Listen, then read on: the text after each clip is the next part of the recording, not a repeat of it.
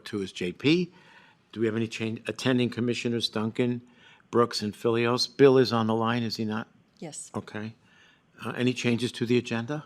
No. Hearing none.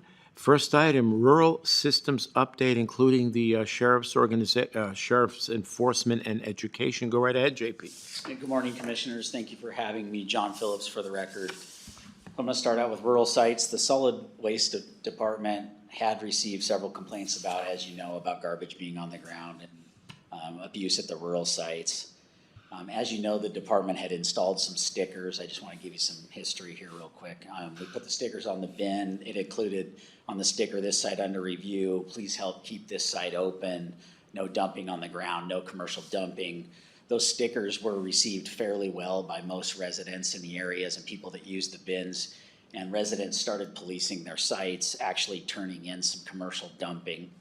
The Solid Waste Department then in turn realized that there was quite an issue out there, and so we budgeted some funds for the patrolling of the rural sites by the sheriff's office. We worked with Captain Stu Miller and put together a memo in regard to the expectations, and we came to agreement in regard to effective public education and enforcement of those sites. Kootenai County Solid Waste is still planning to update the rural systems long-term plan as well. The last this plan was updated about 10 years ago and is in need of some major overhaul. We'll be working with that. I'll be putting that together this winter, and we'll work on a 5-year plan to address some of these issues, so including enforcement, education, working different things like installing cameras, fencing, limiting hours, potentially consolidating sites, as well as staffing some of those sites. So things are going pretty well at the rural sites. I have a lot of hope in regard to the enforcement having a large effect. I've already seen on some of our trail cameras that are at these sites that the Sheriff's Department is actually there actively enforcing some of these rules and regulations. I've seen their lights on in the photos and deputies talking to people. So, and based on what's being left on the ground, it looks like that's starting to curtail some. So I think it's working. I think it's a good plan. Which site is the most egregious? So the south three are pretty bad. So that would be Kid Island Bay, or we call that the Micah site, the Sunup site, and the Worley site. Those are all because Sunup and Worley are close to the Washington border, as well as the next county below us. There's Benawa. So we see abuse from out of county as well as out of state there. Also, Wolf Lodge is notably pretty bad because it's right along the interstate. I don't believe that contractors from Washington are coming to Wolf Lodge to specifically, overload the dumpsters, but it's more contractors that are working on houses in the area that just don't want to make the trip to the transfer station, or it's after hours and they just don't have time. So they just, in the cover of darkness, will load those dumpsters. So, Okay. But things are improving a lot. We haven't received any complaints recently about the rural collection system or things being left on the ground. So it's been pretty good. Now KCSO is running patrols. Is that it? Yeah, so we did put that memo together, and we wanted to leave the enforcement in the hands of KCSO and not dictate how they should do their job. So we left it pretty open-ended, but allow them to use their own judgment. But repeat offenders and egregious offenses, such as full pickup loads full of material, or couches being left on the ground, refrigerators, we'd let them use their judgment whether the officer might want somebody to pick something back up and take it to the transfer station, or ticket them based on the interaction, between the officer and the person that created the offense. So. Okay. Thank you. Okay, so moving on, if you have any other questions, sorry about rural. Bill, any questions? No questions. Okay. Second item, construction projects update. Okay, and so construction projects, I'm going to start out with the Z-Walls, and again, a little history. As you recall, we put this project, the Z-Wall project, out to bid and received 0 bids. So then I went ahead and asked the board to approve giving the Solid Waste Department the ability to work directly with a contractor to hopefully keep the project moving. So since then, I've contacted a reputable contractor and had them give me a quote on what it would cost to go ahead and do the Z-Walls. And I did allow them, because they said there's no way they could do it this winter.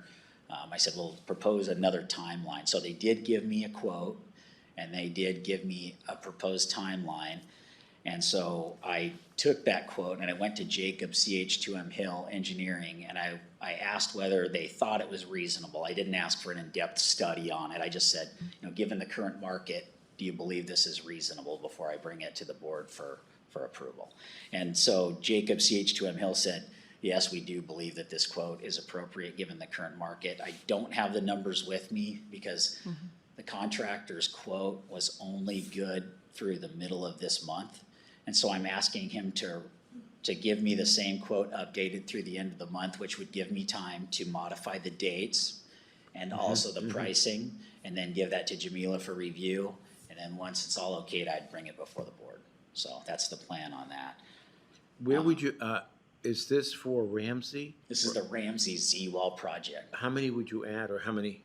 There's 3 bays we intend to add for metal processing and other recyclables. Oh, okay. So it's basically 3 big concrete walls. We call them Z-walls, but they're really kind of in the shape of L's, if you can imagine. They're staggered. Yeah, so I you can use get them a trucks lot. in and out. Yep. Yeah. And so we would add 3, and that should increase. It would open some up for garbage and then increase capacity for more customers for garbage at the original Z-walls, which were intended for garbage, and then create 3 new ones that'll be slightly smaller in size for metal and other recyclables. So Okay. increased flow. Good, thank you. Construction based on the bid is estimated in the spring of 2022. And we've checked with the city of Coeur d'Alene about some of the permits that are required, and it looks like none of that will hold us up. So with that, that concludes the Z-walls. I'll move on to the Fighting Creek Landfill Storage Building. So this project is still running behind, but we're continuing to move forward on it. Bid-ready documents are nearly complete, but the timing of the beginning of this project has shifted to early to mid next year. And this is primarily because we've done some checking. Pre-engineered metal buildings, such as what's proposed in this, aren't available for 6 to 8 months after we gave the go-ahead to a contractor. So it's very likely that this project will begin in the spring or summer. And the good news is the landfill has had some extra time to do the preliminary dirt work. So the county, we chose to fill an old retention pond that was used for stormwater control. And so we had to get 95% modified Proctor compaction before building this building. And it's been kind of a pain this summer because of the material we were using. So we've shifted materials, and compaction's been going good. They have that nearly complete. We do still have to dig in some culverts as well as some other piping that comes off of the roof drains through that area, but it did buy the county some time to get that complete before we proceed with the project. So it's working out pretty well. So with that, I'll move on to the Fighting Creek landfill rough grade plan and some of the future permitting. So Jacob CH2M Hill, say the same engineering company we've been talking about, has given us a rough grade plan for the preliminary excavation of phase E3, which is the next planned and approved phase of the landfill.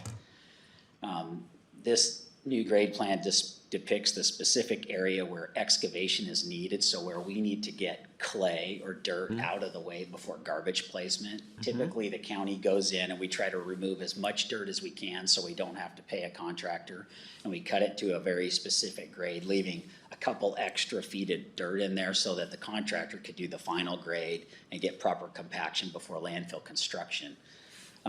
But Jacobs just gave us those coordinates, and we're gonna go ahead and start pulling that dirt out. The timeline, as far as if we're gonna get all the dirt out of the way before we have to construct the cell, is still yet to be determined. As you recall, we had a flyover done this year where they flew over, took some pictures of the landfill, and the engineers are supposed to do some analyzation of that data to give us a more specific timeline on what it looks like, when it looks like we need to go in there with garbage. So that will dictate more or less whether we can get the dirt out fast enough, because we pull the dirt out just for covering garbage. So still waiting for that.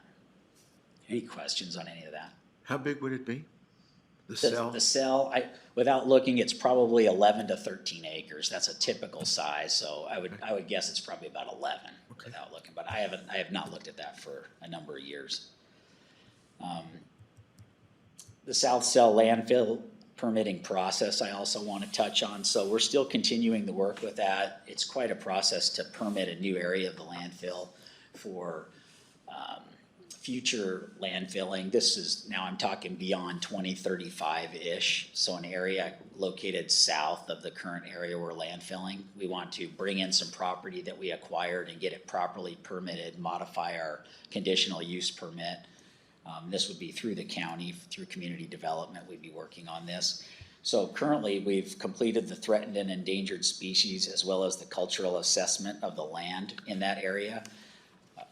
Kootenai County Solid Waste did reach out to the Coeur d'Alene tribe for input.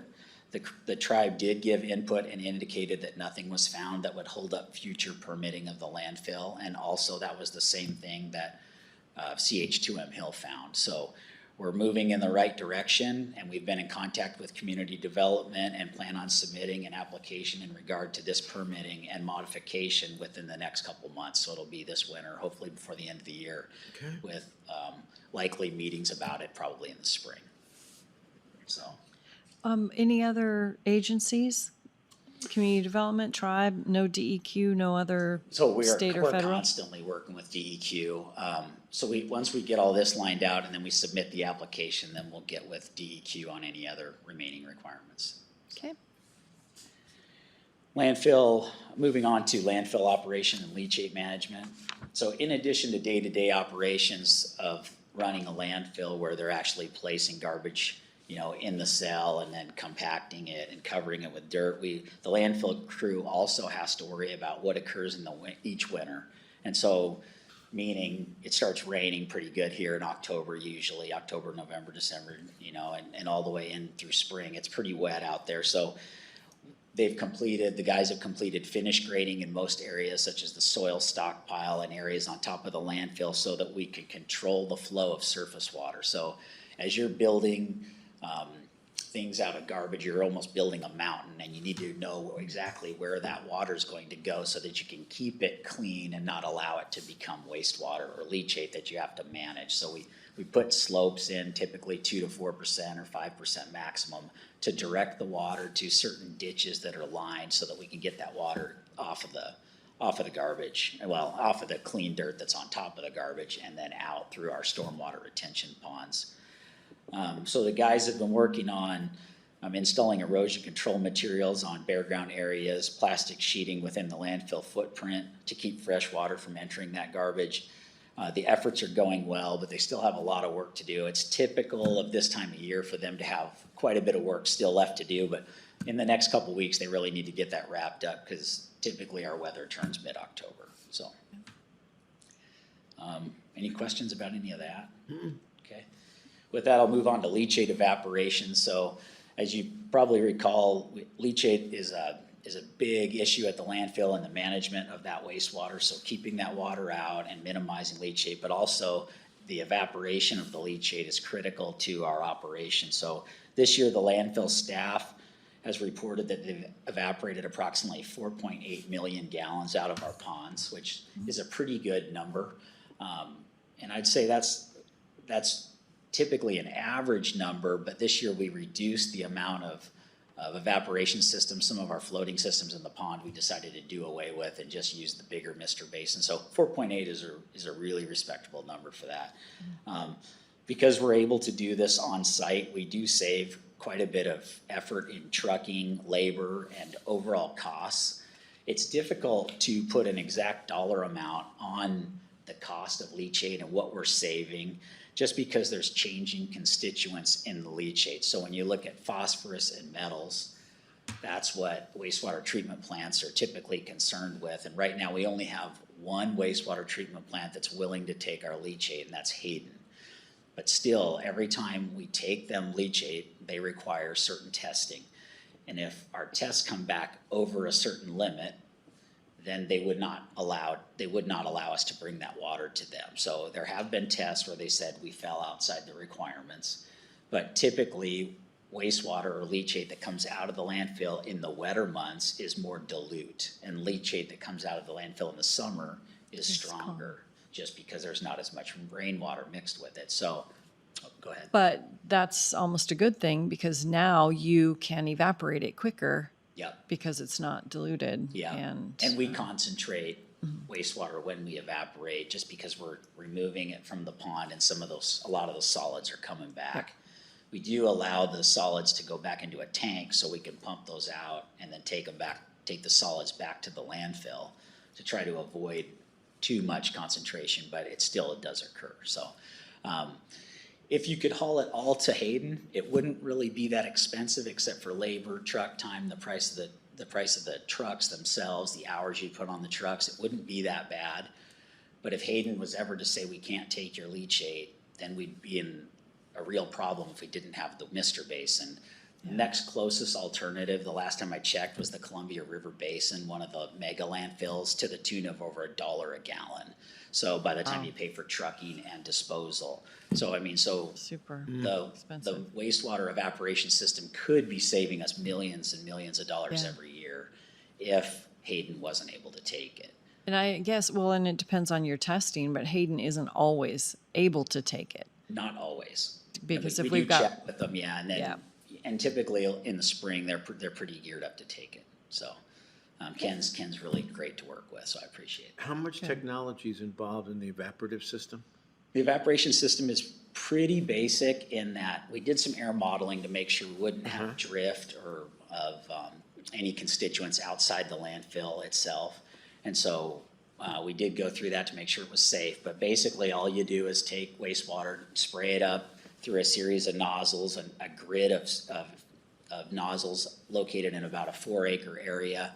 It atomizes the wastewater, and then what evaporates is gone, which is only about 3 or 4% of what you spray in the air. Then that 96, 97% returns and goes back down to a tank where it's recirculated again. And there's a pump that keeps that tank full. So you can just sit there and just keep evaporating out of that tank. The idea is the wastewater goes up in the air, especially in the summer, it'd heat up to ambient air temperatures, say 85, 90, 95 degrees, return to the black plastic, go back to the tank, and then that water's still warm as cold water is slowly entering the tank. And it keeps the evaporation higher because the temperature of the wastewater is higher than in the big pond. So the larger pond that we're pulling out of is about 3.2 million gallons in size. And that water in the spring, can start out at 40 degrees. So even by early summer, if it was just returning into the pond the way we originally ran it, it took a long time to heat up that large volume, so we changed to the tank, which increased the evaporation, so. Okay, thank you. Any other questions about leachate evaporation? Okay. So moving on to statistics compared to last year, just some real quick figures. The landfill's up 5.2% in actual tonnage going to the landfill compared to last year. This figure, though, is actually down when you look at the year before, so the previous year, which was a 9.9% increase. So the total tonnage to the landfill this year is 159,699 tons. Wow. So it's a little encouraging to see growth. Looks like it's slowing slightly, but it's still up. And based on our planning, 5.2% is about right. We've been using 5%. What was last year? Did you say 9.6? It was 9.9. 9. Oh, 9.9. So a year ago, we would have been reporting that in that previous year. So it went it's up almost 9.9. dropped in half. Yeah, yeah. Interesting. The Prairie transfer station is also experiencing a downturn compared to last year. The customer count's actually down 1.15%, or about 1,957 customers. However, loads must be slightly larger because the tons are actually up 5.65%. It's likely more commercial loads in there, although I didn't get that far into the data when I got these numbers for you. So Ramsey customers, by comparison, are actually still up. Ramsey's the favorite transfer station by most. Ramsey customers are up 5.95%, so up 16,749 people this year compared to last. And the tonnage is up 10.44%, or about 11,049 tons. Now, I hate to keep blaming the windstorm, but a lot of that could, in all actuality, still be that windstorm is why the tonnage is up so much, because we did see substantially more wood the entire year, and it's still trickling in. So, And with that, that's the end of my, And the customer increase, did you say at Rathdrum was over 16,000? at Prairie or Ramsey? Ramsey? Ramsey, Transfer- I'm sorry. Okay, Ramsey. So the Ramsey transfer station customer count was up 5.95%, or Right. 16,749 customers. Okay. Oh, So with that, do you have any questions about the solid waste department or No. anything that's? Okay. Bill, any questions? No, I have no questions. I thought that was an excellent report as usual from JP. Thanks, Bill. Your stats are always fascinating. If any, you guys know how to Yeah, make garbage yeah, they are. fascinating. Oh, wait, there's a lot more to garbage than I ever thought I was gonna possible with say. the landfill and recycling and just everything, you know, personnel. A lot of moving parts. Yeah, there is. And it's kind of interesting when you compare these stats to like the population increases and you try to draw some level of correlation and it's hard. It is. It's difficult. It's hard. It's difficult. Yeah. Okay, Leslie, anything? I'm good. Okay, then. Public comment. Hearing none. I've got 10:25. This meeting is adjourned. Thank you. Thank you.